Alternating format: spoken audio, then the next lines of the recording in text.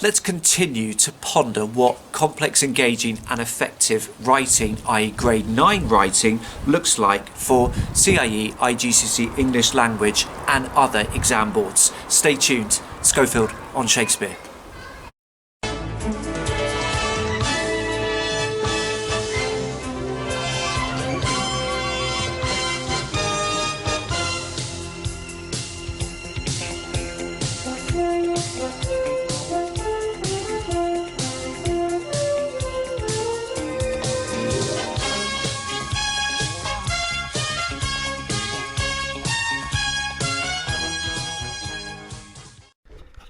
The first video in this series looked at the description of a man in the bath from Sinclair Lewis's Babbitt, which was complex, engaging and effective.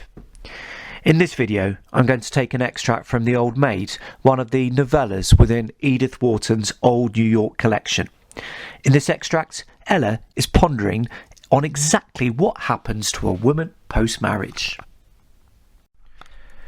Ella did not know why the word had occurred to her, for it could hardly be postulated, even of the young women of our own narrow clan, that they usually married Ralstons. But the soundness, safeness, suitability of the arrangement did make it typical of the kind of alliance which a nice girl in the nicest set would serenely and blushingly forecast for herself. Yes, and afterward. Well, what? And what did this new question mean? Afterwards? Why, of course, there was the startled, puzzled surrender to the incomprehensible exigencies of the young man to whom one had at most yielded a rosy cheek in return for an engagement ring.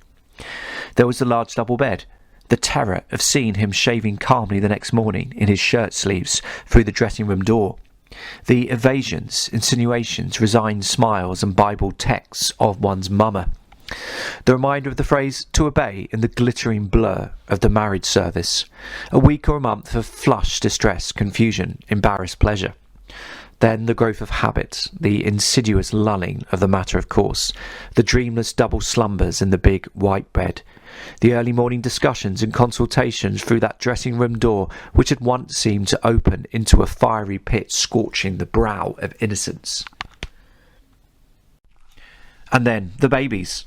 The babies who were supposed to make up for everything and didn't, though they were such darlings, and one had no definite notion as to what it was that one had missed and that they were to make up for. Time for your first task. Of course, reading is great and enormously relaxing during these horrible times. How many updates do we need every hour about coronavirus infection rates or death tolls? But you also need to be thinking about your reading, making notes, stealing ideas and techniques. So toggling back to the previous screens, copy out 3 phrases you like and make brief notes on why you find these phrases interesting. Press pause now. The video will resume in 5 seconds' time.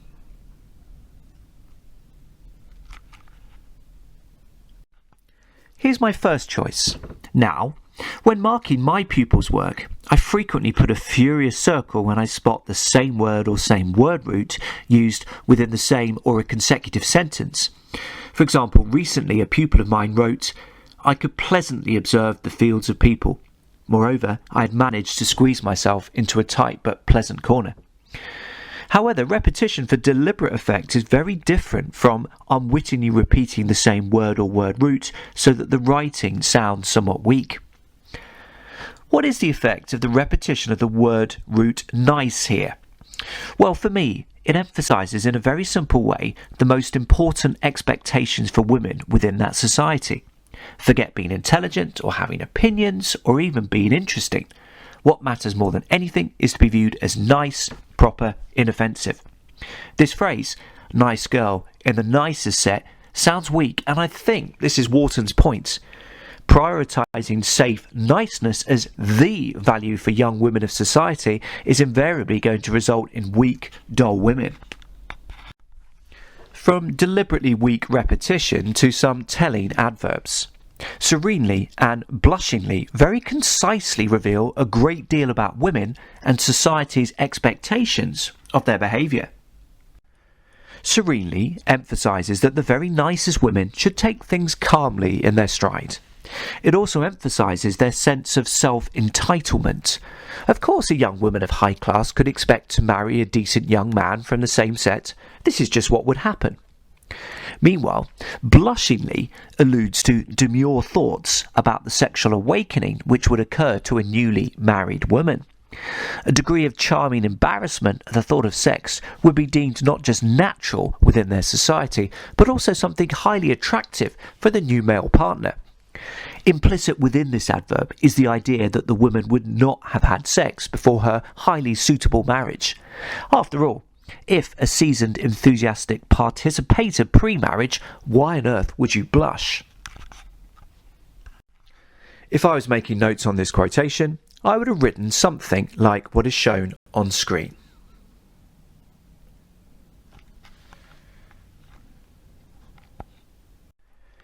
Here's another quotation I find complex, engaging and effective. It's reasonably complicated, but essentially it is talking about the newly married woman's initial reaction to sex. As ever with the best writing, it is implied rather than stated directly. The word sex is not used at all. The consecutive adjectives startled and puzzled emphasise the ignorance of the new bride about even the very basic mechanics of sex. So much more concisely and neatly than an arguably equivalent sentence like, her mother had never explained to her the mysteries of the marital bedroom. Thus, the very first experience left her feeling somewhat disturbed and surprised. Could this really be what all the fuss was about? Note also the use of the noun surrender, which implies a great deal within just one word. Firstly, the woman's passivity within the sexual act.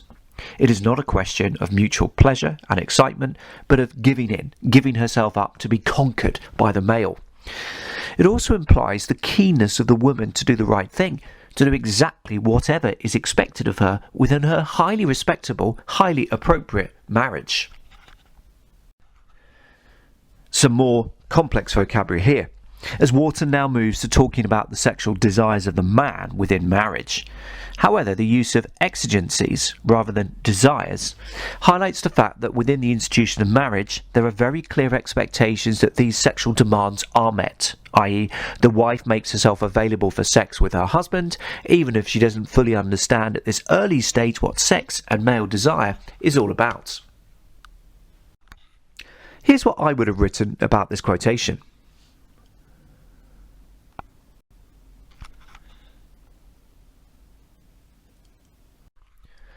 The extract now on screen appears within a much longer sentence.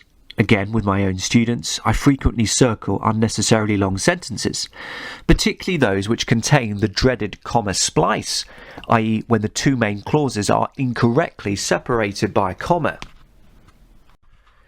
If you are unsure about this grammatical point, press pause now to read, consider and potentially copy the rules and examples on screen.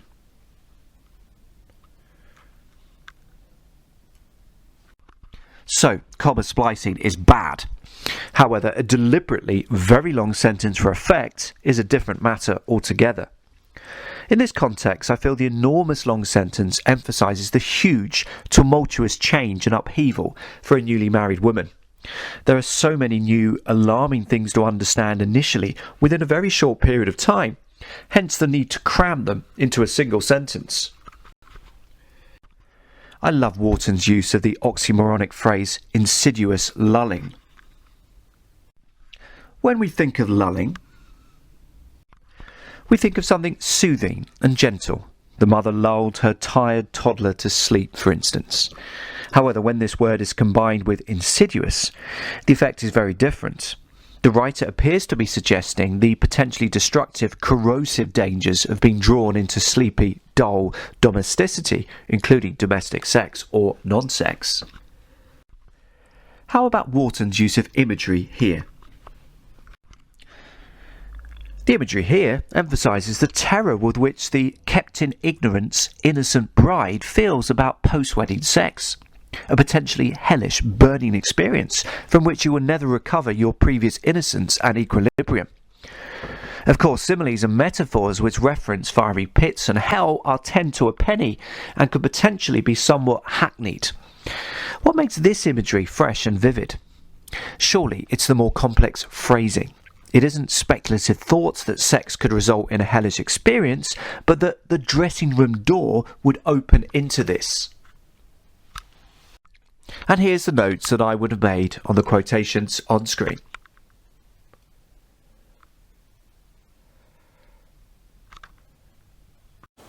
So, what practical tips could we take from this discussion of Wharton's description of a bride's worries about sex? Should we go for another checklist which you can potentially include within your own writing and help you continue moving towards complex, engaging and effective CIE, compelling and convincing AQA, or using subtlety and sophistication for Edexcel? Tip 1. Experiment with more concise, suggestive expression, e.g. startled, puzzled, surrender, or serenely and blushingly forecast. Aim to use ambitious, sophisticated vocabulary, provided it fits naturally within your context. Tip 3. Use an oxymoron to help portray more complex emotions or situations. Press pause now to copy these tips down.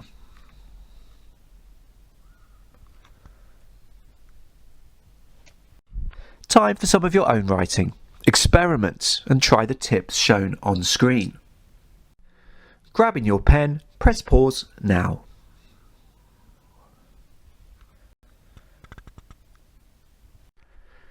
Here's my response. First, the smiling mask, the effusive greetings to others, the breezy farewells to anxious, hovering parents. Yes, and afterward. Well, what? Afterward. Why, of course, there was the slow realisation of inexorable differences in spite of surface, insidious jollity. There was the haven of the classroom, the petering out of impulsive chatter, the sneak looks and asides, the stealthy growth of second-nature deceit. How have I attempted to engage the reader and meet the various descriptors within the top band of the different exam boards' mark schemes? Let's start with CIE. To recap, the mark scheme for section 2 of paper 2 is split into 2 sections, out of 16 for content and structure and 24 for style and accuracy.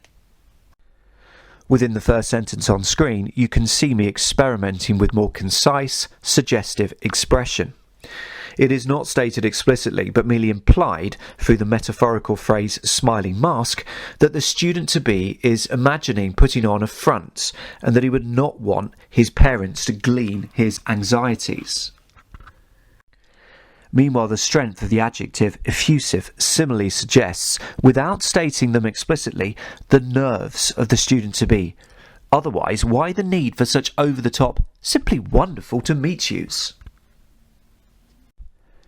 In terms of the mark scheme, I would argue that this concise understatement, this allowing the reader to read beneath the mask in the lines, helps produce writing which is complex, engaging and effective.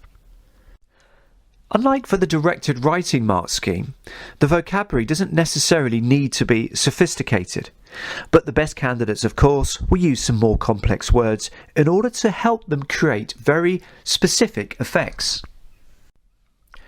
Moving to AQA, the understated concision satisfies the top band criteria for a register which is convincing and compelling for the audience. Back with CIE, note the use of both dramatic short sentences in the second paragraph and the fact that this paragraph consists of only 5 words. This starkly spotlights the nerves of the student-to-be. Adding another sentence in the same paragraph wouldn't work, as we need time and space before filling up the page with so many specific worries and negative speculations. Here's the oxymoron which I used: surface, insidious, jollity. What makes this phrase an oxymoron? Well, jollity, the state of appearing to have fun, must surely always be a positive thing. But when preceded by insidious, the implication is clearly that pretending to be happy when inside you are anything but can be harmful to your own mental health in the longer term.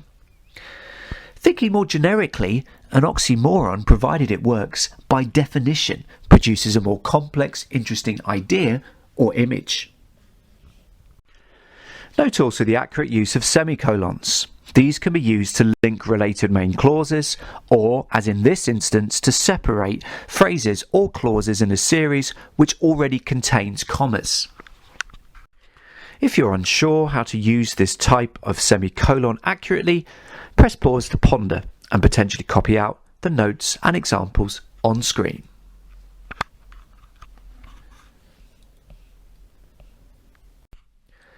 So the accurate use of semicolons helps us meet the punctuation and grammar almost always accurate criteria.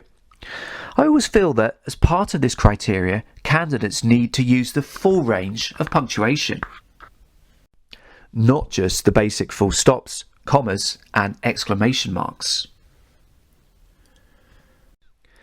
This need for a wide range of punctuation beyond the basic is stated explicitly within the AQA mark scheme. Whilst Edexcel asks for the punctuation to add emphasis and precision, which to me implies you need more than the functional full stop or a comma. Let's just come back to content now.